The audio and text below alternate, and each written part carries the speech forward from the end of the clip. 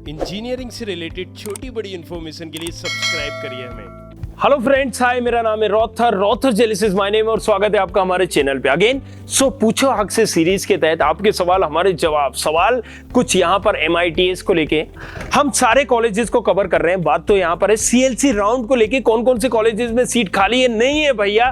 तो आज यहाँ पर हम बताने वाले हैं यार आपको और आपके साथ साथ जो आपका फ्रेंड है, कलीज है, सबको ये बता देना कि अगर प्लान कर रहे हो भाई HGS ITA DABB या कोई और अदर कॉलेजेस का, तो हमने सेपरेट वीडियो बनाई है, जाके उसको देख लो। लेकिन अभी हम जो बात करने वाले हैं इस टॉपिक पे, हम MITS मतलब माधव के बारे में बात करने वाले हैं। 1957 का कॉलेज है यहां पर माधव, MITS के नाम से मशहूर है ये कॉलेज ग्वालियर में।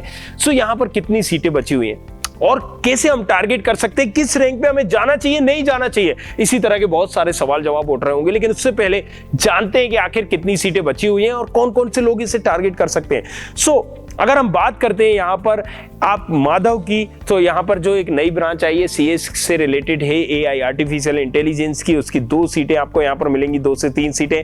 ऑटोमोबाइल की अगर हम बात करें तो यहाँ पर 45-48 सीटें आपको मिलेंगी, राइट। सिविल की बात करें 23-24 सीटें आपको यहाँ पर मिल जाएंगी। केमिकल की बात करते हैं हम 40 सीटें आपको यहाँ पर मिल जाएंगी। CS की बात करते हैं तो 2 सीटें माधव में आपको मिल जाएंगी। और भाई साहब अगर EE की बात करते हैं हम, तो यहाँ पर आपको मिल जाएगी 31 मतलब 30 से भी ज्यादा सीटें आपको मिल जाएंगी। और IIT की बात करते हैं, EEE IIT की बात करते हैं तो वो भी आपको सीटें मिल जाएंगी यहाँ पर, राइट। सो अगेन EL अगर आप देख रहे हो, इलेक्ट्रॉनिक अगर आप बात कर रहे हो तो उसकी सीटें तो पूरी भर चुकी हैं, राइट। ओके, ET की अगर हम बात करें तो 1 सीट, IT की अगर हम बात करें तो यहाँ पर यार सीटें खाली अभी तो नहीं दिख रही हैं, बट जल्द ही एक आध सीट खाली होने के चांसेस हैं, राइट। और IIT IoT मतलब IT की IoT की अगर हम बात करें तो वो भी अभी सीट खाली नहीं है।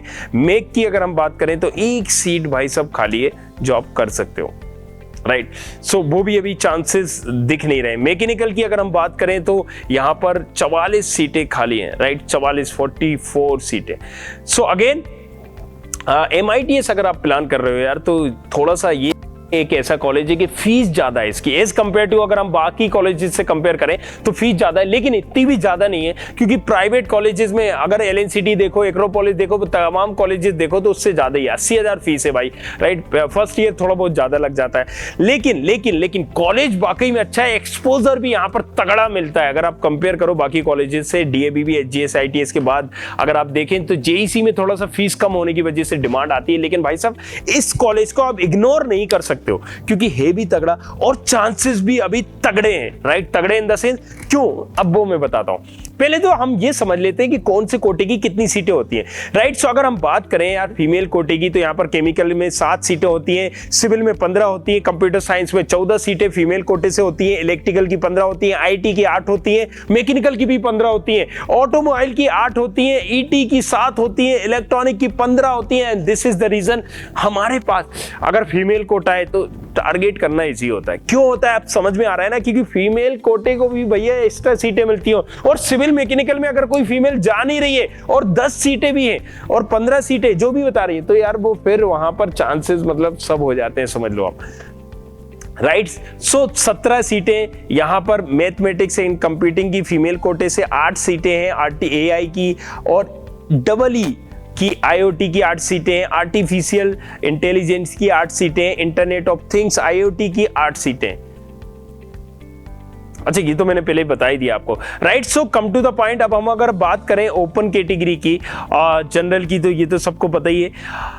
जनरल सैनिक कोटे की भी सीट मिल जाएगी यहाँ, सिविल इंजीनियरिंग में, कंप्यूटर साइंस में, EE में मिल जाएगी आपको, मैकेनिकल में मिल जाएगी और इलेक्ट्रॉनिक में मिल जाएगी। बाकी में नहीं है यहाँ, AI IIT CS इन तमाम चीजों में सैनिक कोटे की सीटें नहीं है। अब अगर हम बात करें सैनिक ओपन कोटे में आपको मिल जाएगी, सिविल की 2 मिल जाती है, केमिकल इंजीनियरिंग मिल जाएगी, कंप्यूटर साइंस 2 मिल जाएगी। हाँ, फीमेल कोटे में नहीं थी ये, लेकिन यहाँ पर अगर आप देखेंगे तो इंफॉर्मेशन टेक्नोलॉजी में 1 सीट मिल जाती है, EE में भी 2 मिलती है और मैकेनिकल में भी 2 मिल जाती है, ऑटोमोबाइल में भी 1 सीट मिल जाती है जो फीमेल कैटेगरी में नहीं आती है, और राइट यहाँ पर ET में 1 मिल जाती है आपको, इलेक्ट्रॉनिक में 2 मिल जाती है, IT IoT जो हम बोलते हैं, IT की IoT में 1 सीट मिल जाती है, मैथमेटिक्स कंप्यूटिंग में भी 1 सीट होती है, आर्टिफिशियल इंटेलिजेंस में भी 1 सीट होती है जो फीमेल कैटेगरी में नहीं आती है, राइट। UR-FFF में भी कुछ सीटें हैं, सिविल की मिल जाएगी, कंप्यूटर साइंस की आपको मिल जाएगी, बाकी ब्रांचेस में नहीं मिलती यार। ET में और इलेक्ट्रॉनिक और IoT में आप इसको टारगेट कर सकते हो, राइट, ये UR-FFF की, राइट। इसके बाद अगर हम बात करें हैंडीकैप्ड कोटे की भी यहाँ पर सीटें मिल जाएंगी। यहाँ पर अगर हम देखें कंप्यूटर साइंस की सीट मिल जाएगी, मैकेनिकल की सीट आपको मिल जाएगी, राइट। इसके साथ साथ आपको मिल जाएगी ऑटोमोबाइल की, ऑटोमोबाइल के साथ इलेक्ट्रॉनिक, और इसके बाद AI आर्टिफिशियल इंटेलिजेंस की हैंडीकैप ऐप में, राइट। अगर हम बात करते हैं यहाँ पर, अगर हम देखें हैंडीकैप ओपन में भी आपको काफी सारी सीटें मिल जाती हैं, सभी में सिविल की अगर आप बात करो तो सिविल में भी आपको मिलेगी, राइट। अगर आप देखेंगे तो कंप्यूटर साइंस में भी मिलेगी, ऑटोमोबाइल में भी मिलेगी, इलेक्ट्रिकल में भी मिलेगी और IT में भी मिल जाती है, और भाई ऑटोमोबाइल में नहीं है, सॉरी, मैकेनिकल में भी मिल जाती है, इलेक्ट्रॉनिक टेलीकम्युनिकेशन में भी एक ब्रांच मिल जाती है, और इलेक्ट्रॉनिक और IoT, मैथमेटिक्स, कंप्यूटिंग, इन सभी में आपको मिल जाती है, राइट। अब अगर हम बात करते हैं हैंडीकैप्ड ओपन कैटेगरी की, हमने बता दी, अब आपको NCC की बात करते हैं। NCC में भी सिविल मिल जाता है आपको, IT मिल जाता है, और ऑटोमोबाइल की भी एक सीट होती है, और मैथमेटिक्स कंप्यूटिंग की भी यहाँ पर एक सीट है, राइट। सो अगेन अब हम कुछ बात करते हैं NCC ओपन कैटेगरी में भी आपको सीट मिल जाती है, राइट। सो ओपन कैटेगरी में केमिकल हो जाता है, केमिकल के बाद कंप्यूटर साइंस आता है, इलेक्ट्रिकल आता है, इलेक्ट्रिकल के साथ साथ आपका आता है ET, इलेक्ट्रॉनिक, और आपका साथ में आता है IoT, ये सीटें आपको मिल जाती हैं। अब भाई साहब SC ST की भी आ जाती है, OBC फीमेल सुन लो, आपके लिए बड़ा अच्छा है, OBC फीमेल के लिए कहां पर क्या है, केमिकल इंजीनियरिंग 2 सीटें, यहाँ पर सिविल इंजीनियरिंग 4, कंप्यूटर साइंस 5 सीटें, भाई फीमेल OBC फीमेल के लिए आप तगड़ा चांसेस रहते हैं यहाँ पर। इलेक्ट्रिकल इंजीनियरिंग की 4 है, IT की 2 है, मैकेनिकल इंजीनियरिंग की भी 4 मिल जाती हैं, ऑटोमोबाइल की 2 मिल जाती है, और ET की भी आपको 2 मिल जाती है, 4 इलेक्ट्रॉनिक की, IoT की 2, और इसके बाद मैथमेटिक्स कंप्यूटिंग की 2। मतलब मुंह दुखने लगा मेरा बोल बोल के यार। अब इसके बाद समझ जाओ, इसके बाद अगर आप SC ST की बात करो तो यार, अगर आपके पास ये कोटेज सिस्टम है ना, तो पहले तो आपको ये समझना है कि आपके पास कौन सा कोटा सिस्टम है, और इस कोटेज सिस्टम के बाद मुझे कौन से कॉलेज में मिलेगा, किस कॉलेज में सीटें खाली है।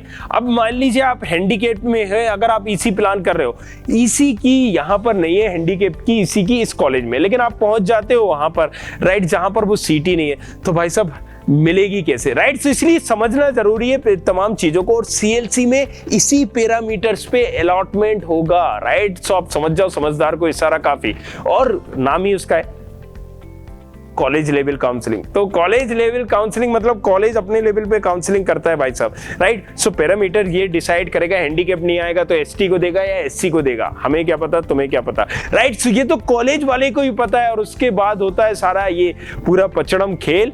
सो ये सेगमेंट अभी जरूर याद रखना है आपका कौन सा कोटा सिस्टम है, और इसके लिए 9111 40022 पर भी आपके लिए फैसिलिटीज रखी गई अगले 3 दिन, और जिसमें आप पूछ सकते हो अपना सवाल इससे रिलेटेड, कुछ भी CLC से रिलेटेड या एग्जैक्टली MITS से रिलेटेड। ऐसा नहीं कि फीस कम करवा दो या फीस इतनी लग रही है, कितनी लेके जाए, ये तमाम सवाल नहीं पूछने। मेरी कैटेगरी इतनी है, रैंक इतनी है, मैं इस कॉलेज को टारगेट करूं नहीं करूं, मेरे कॉलेज में चांसेस है या नहीं है, जाऊं या नहीं जाऊं, या किसी दूसरे कॉलेज में जाऊं, कहीं और देखूं भाई साहब, अगर नहीं होने वाला है। सो यार अब इतनी आपको फैसिलिटी दे दी है, इसके बाद भी अगर आपको कुछ चाहिए तो नीचे कमेंट करो भाई मेरे, राइट, या फिर पूछो हक से सीरीज के तहत आप अपना पूछ सकते हैं सवाल। इसके लिए कॉलिंग नंबर भी दिया गया है 9111400222। अगर रिप्लाई नहीं मिलता है तो एक और नंबर दिया है 9111505222। ओह, तो आई होप आपकी क्वायरी सारी क्लियर हो गई होगी। मेरा तो मुंह दुखने लगा यार चिल्लाते चिल्लाते, अब नींद सींद भी आ रही है, जाना है, खाना खाना है, डिनर करना है, तो आपके लिए भी सब्बा खैर। लेकिन वीडियो को शेयर जरूर करना अपने तमाम फ्रेंड्स के साथ, कलीग्स के साथ, चाचा चाचा मामा मामी के साथ। और अभी भी कुछ डाउट है तो पूछो हक से, और नहीं है तो जल्दी से यार शेयर कर दो मेरे भाई अपने तमाम कलीग्स को। CLC पे हमने सेपरेट वीडियो बनाई हुई है, कैसे क्या सारी चीजें होती हैं CLC में। और यहाँ पर एक और फैसिलिटी जिसमें आप अपनी रैंक बताकर ये जो पूछ सकते हैं कि आपका किस तरीके से मदद हो सकती है, नहीं हो सकती है, या कितने चांसेस है किस ब्रांच में। तो जाओ मिलते हैं नेक्स्ट वीडियो में, तब तक के लिए सब्बा खैर। I hope you like this video. For more such videos, keep watching our channel. And do not forget to like, share and subscribe.